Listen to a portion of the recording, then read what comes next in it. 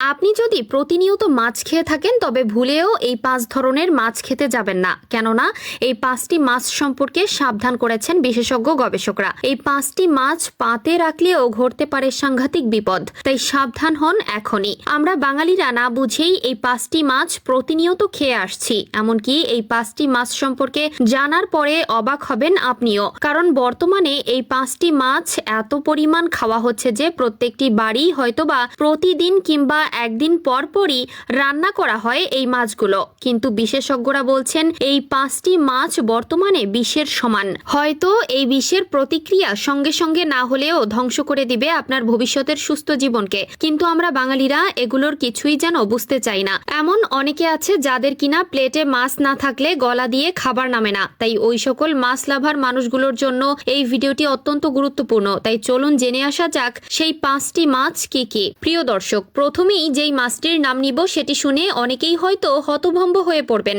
কারণ প্রথম মাছটি হলো তেলাপিয়া। হ্যাঁ, মৎস্য প্রেমিকদের কাছে সব থেকে জনপ্রিয় এই মাছ। খেতে অপরূপ স্বাদের সাথে দামটাও অন্য সকল মাছের থেকে কম হওয়ায় বাজারে সব থেকে বেশি বিক্রিত মাছ হলো এটি। কিন্তু এই মাছটি কিছু অসাধু ব্যবসায়ীদের কারণে বিষে পরিণত হচ্ছে, কেননা তেলাপিয়া মাছের মধ্যে রয়েছে ক্ষতিকারক ফ্যাট, মানব দেহের কোলেস্টেরলের মাত্রা বাড়িয়ে দেয়। এছাড়া চিকিৎসকদের মতে যাদের হাঁপানি অ্যালার্জি রোগ আছে তাদেরকে এর থেকে দূরত্ব বজায় রাখা উচিত। এছাড়াও দ্বিতীয় নম্বরে রয়েছে মাগুর মাছ।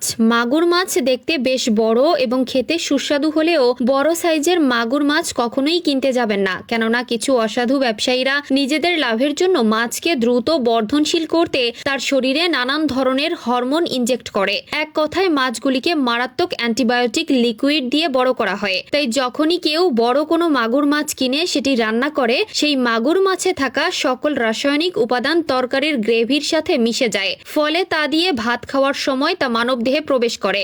এবং তৃতীয় নম্বরে রয়েছে পাঙ্গাস মাছ। সাধারণত আমরা বাজার থেকে যেসব পাঙ্গাস মাছ কিনে থাকি সেগুলো সবই চাষের মাছ, এবং ঠিক এই ব্যাপারটির মধ্যেই লুকিয়ে আছে চরম বিপদ। সাইজ এবং ওজন বাড়াতে এই পাঙ্গাস মাছকেও দেওয়া হয় রাসায়নিক বিভিন্ন ধরনের খাদ্য, এবং এই সকল পাঙ্গাস মাছকে নিয়ে গবেষণা করতে গিয়ে দেখা গেছে এর শরীরের মধ্যে এমন কিছু রাসায়নিক পদার্থ আছে যা মানব শরীরে ক্যান্সারের মতো ভয়ঙ্কর ব্যাধির বাসা বানাতে সক্ষম। তাই সুস্থভাবে বাঁচতে চাইলে এই চাষের মাছ খাওয়া থেকে বিরত থাকুন। এবার চতুর্থ নম্বরে আছে জিওল মাছ বা শিং মাছ।